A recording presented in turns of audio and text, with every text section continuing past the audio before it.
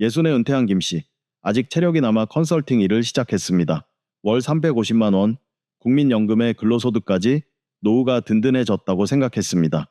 그런데 한 달 뒤 공단에서 편지가 왔습니다. 국민연금 20만 원 감액, 그리고 또 한 통, 건강보험 피부양자 자격 상실, 지역가입자로 전환되어 매달 18만 원을 새로 내야 한다는 통보였습니다. 계산해 보십시오. 350만 원 벌려고 일했는데 사라진 돈만 40만 원이 넘습니다. 열심히 일한 죄, 이른바 근로 페널티를 맞은 겁니다. 국민연금 당연히 받는 거라고 생각하십니까? 정부가 합법적으로 다시 가져가는 함정이 4가지 있습니다. 오늘 그 함정을 피하는 방어 전략을 알려드리겠습니다. 첫 번째 함정, 재직자 노령연금 감액입니다. 의외로 이 제도를 모르는 분들이 많습니다. 국민연금 수령 나이가 되었는데 계속 일을 하고 계십니까? 그렇다면 반드시 알아야 합니다. 현재 연금 수령 개시 연령인 만 63세부터 68세 사이에 소득이 일정 기준을 넘으면 연금이 깎입니다. 여기서 말하는 소득은 근로소득과 사업소득입니다. 기준은 국민연금 전체 가입자의 최근 3년간 평균 소득월액, 이른바 A값입니다. 2025년 기준 약 298만 원, 대략 300만 원이라고 생각하시면 됩니다. 이 금액을 초과하면 어떻게 될까요? 초과분 1000원당 10원이 감액됩니다. 얼핏 들으면 적어 보입니다. 하지만 소득이 높아질수록 감액 비율도 올라갑니다. 초과 구간에 따라 단계적으로 적용되어 최대 본인 연금액의 50%까지 삭감될 수 있습니다. 연금을 150만 원 받던 분이 75만 원만 받게 될 수도 있다는 뜻입니다. 더 중요한 건 기간입니다. 이 감액은 일시적인 게 아닙니다. 연금 수령 개시 후 5년간 지속됩니다. 63세에 연금을 받기 시작했다면 68세가 될 때까지 매달 깎인 금액을 받아야 합니다. 5년이면 짧지 않습니다. 감액분을 다 합치면 수천만 원이 사라질 수 있습니다. 그렇다면 전략은 무엇입니까? 단순합니다. 근로소득과 사업소득의 합계를 A값 이하로 관리하는 겁니다. 풀타임 대신 파트타임으로 전환하거나 급여 일부를 다음 해로 이연하는 방법이 있습니다. 월 300만 원 미만으로만 조정해도 감액을 피할 수 있습니다. 여기서 핵심을 짚어드리겠습니다. 이 감액은 오직 근로소득과 사업소득에만 적용됩니다. 임대소득이나 금융소득, 즉 이자나 배당은 해당되지 않습니다. 같은 300만 원이라도 월급으로 받으면 연금이 깎이고 예금 이자로 받으면 깎이지 않습니다. 결국 이 제도는 일하는 노인에게 부과되는 세금이나 다름없습니다. 정리하겠습니다. 만 63세부터 68세 사이 일을 계속할 계획이라면 반드시 소득 구조를 점검하십시오. A값 기준선인 약 300만 원, 이 숫자를 기억해 두셔야 합니다. 기준선만 넘지 않으면 연금은 한 푼도 깎이지 않습니다.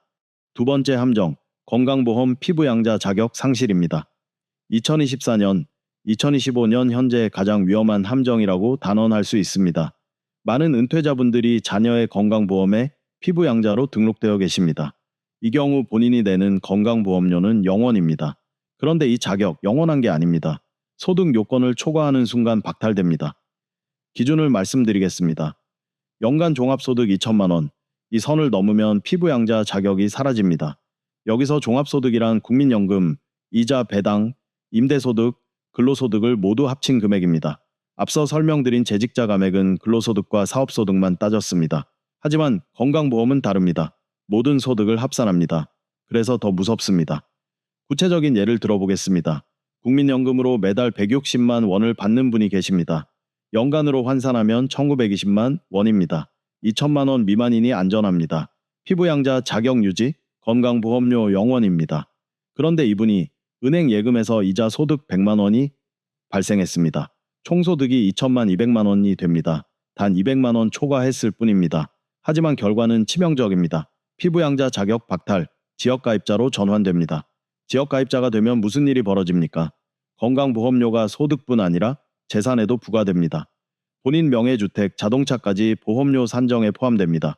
서울의 아파트 한 채 갖고 계신 분이라면 매달 15만 원에서 20만 원 이상의 건강보험료가 새로 발생합니다. 연간으로 따지면 180만 원이 넘습니다. 다시 계산해 보십시오. 이자 소득 100만 원 때문에 건강보험료 180만 원을 내게 된 겁니다. 100만 원 벌려다 80만 원을 잃은 셈입니다. 이게 바로 건보료 폭탄의 실체입니다. 전략은 명확합니다. 연간 종합소득 2천만 원 EA, 마의 구간을 넘지 않도록 관리해야 합니다. 금융소득이 많다면 비과세 상품으로 분산하거나 부부 간 자산을 나누어 소득을 분산시키는 방법이 있습니다. 연금 수령 시기를 조정하는 것도 방법입니다. 연기연금 제도를 활용해 수령 시점을 늦추면 해당 연도 소득을 낮출 수 있습니다. 핵심을 기억하십시오. 연간 2천만 원? 이 숫자 하나가 건강보험료 0원과 180만 원의 차이를 만듭니다. 세 번째 함정, 조기연금입니다. 이 함정은 앞에 두 가지와 성격이 다릅니다. 정부가 가져가는 게 아니라 스스로 포기하게 만드는 구조입니다. 조기노령연금 제도를 설명드리겠습니다. 국민연금은 정해진 수령 나이보다 최대 5년 일찍 받을 수 있습니다. 대신 대가가 있습니다. 1년 앞당길 때마다 연금액이 6%씩 영구 감액됩니다. 5년을 앞당기면 30%가 줄어듭니다. 영구라는 단어에 주목하십시오. 한두 해가 아닙니다. 죽을 때까지 30% 깎인 금액을 받는 겁니다. 숫자로 보여드리겠습니다. 정상 수령 시 월 150만 원을 받을 분이 5년 조기 수령을 선택하면 월 105만 원이 됩니다. 매달 45만 원 차입니다. 1년이면 540만 원, 10년이면 5,400만 원입니다. 80세, 90세까지 사신다면 그 격차는 억 단위로 벌어집니다. 그래서 단순한 결론은 이렇습니다. 조기연금은 손해다. 최대한 늦게 받아라. 미국에서도 소셜 시큐리티를 일찍 받으면 불리하다는 게 정설입니다. 하지만 한국은 상황이 조금 다릅니다. 앞서 말씀드린 두 번째 함정, 건강보험 피부양자 기준 때문입니다. 역설적인 전략을 말씀드리겠습니다. 일부 자산가들은 의도적으로 조기연금을 선택합니다. 왜 그렇겠습니까? 연금 수령액을 낮추기 위해서입니다. 연금이 월 170만 원이면 연간 2,040만 원이 됩니다. 2천만 원 기준선을 초과합니다. 피부양자 자격이 박탈되고 건강보험료 폭탄을 맞습니다. 하지만 조기 수령으로 월 140만 원대로 낮추면 연간 1,700만 원 수준이 됩니다. 피부양자 자격을 유지할 수 있습니다. 물론 이 전략이 모든 분께 맞는 건 아닙니다. 다른 소득이 거의 없고 연금만으로 2천만 원 기준선을 아슬아슬하게 넘는 분들에게 유효한 선택입니다. 반대로 금융자산이 많거나 임대소득이 있는 분이라면 연금을 줄여봤자 이미 기준선을 초과합니다. 이런 분들에게 조기연금은 그냥 손해입니다. 결론을 말씀드리겠습니다. 연금 수령 시기를 결정할 때 연금액만 보지 마십시오. 연금과 건강보험료를 합쳐서 계산해야 합니다. 본인의 총소득이 2천만 원 기준선 근처에 있는지 먼저 확인하십시오.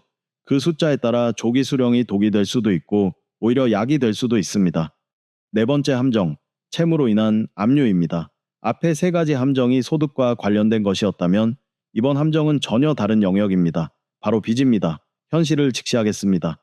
노후에 사업 실패를 겪는 분들이 적지 않습니다. 자녀 보증을 잘못 써서 빚을 떠안는 경우도 있습니다.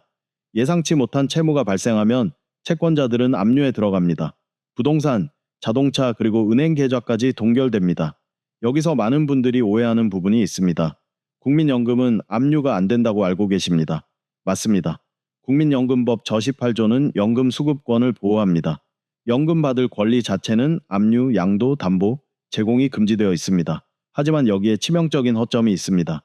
연금이 일반 은행 계좌로 입금되는 순간 그 돈은 더 이상 연금이 아닙니다. 그냥 예금이 됩니다. 예금은 압류 대상입니다. 채권자가 법원에 압류 신청을 하면 계좌가 동결됩니다. 매달 연금이 들어와도 한 푼도 인출할 수 없는 상황이 벌어집니다. 평생 납부한 국민연금이 본인 손에 들어오기 직전에 사라지는 겁니다. 이보다 억울한 일이 있겠습니까? 해결책을 알려드리겠습니다.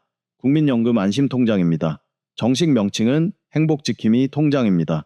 이 통장은 법적으로 압류가 금지되어 있습니다. 국민연금뿐 아니라 기초연금, 실업급여, 각종 복지급여를 이 계좌로 받으면 압류로부터 보호받을 수 있습니다. 보호 한도도 알아두셔야 합니다. 현재 기준 월 185만 원, 최저 생계비 수준까지 보호됩니다. 연금이 이 금액 이하라면 전액 보호됩니다. 초과하더라도 185만 원까지는 안전합니다. 개설 방법은 간단합니다.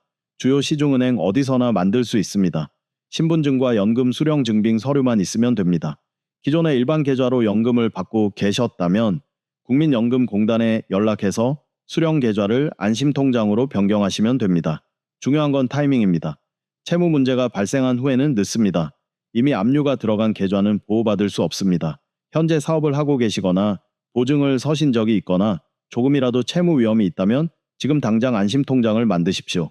미리 준비해두면 보험이 됩니다. 국민연금 받을 권리는 보장됩니다. 하지만 실제로 손에 쥐는 건 본인의 준비에 달려 있습니다. 지금까지 국민연금을 지키는 4가지 방어 전략을 말씀드렸습니다. 다시 한번 정리하겠습니다. 첫째, 재직자 감액입니다. 만 63세부터 68세 사이에 근로소득이나 사업소득이 월 약 300만 원을 넘으면 연금이 최대 절반까지 깎입니다. 근로소득을 A갑 이하로 관리하십시오. 둘째, 건강보험 피부양자 박탈입니다. 연간 종합소득 2천만 원을 초과하면 피부양자 자격이 사라지고 지역가입자로 전환됩니다. 건보료 폭탄을 피하려면 2천만 원 기준선을 반드시 기억하십시오. 셋째, 조기연금의 함정입니다. 무조건 일찍 받는 게 손해는 아닙니다. 본인의 총소득 구조에 따라 오히려 유리할 수도 있습니다. 연금액만 보지 말고 건강보험료까지 합산해서 판단하십시오. 넷째, 채무 압류 위험입니다. 연금이 일반 계좌에 입금되면 압류 대상이 됩니다. 채무 위험이 조금이라도 있다면 국민연금 안심통장으로 수령 계좌를 바꾸십시오. 냉정한 현실을 말씀드리겠습니다. 정부는 연금을 약속합니다. 하지만 그 연금을 세금과 보험료로부터 지켜주지는 않습니다. 스스로 지켜야 합니다. 본인이 본인 노후의 재무 책임자가 되어야 합니다. 오늘 바로 실행하십시오.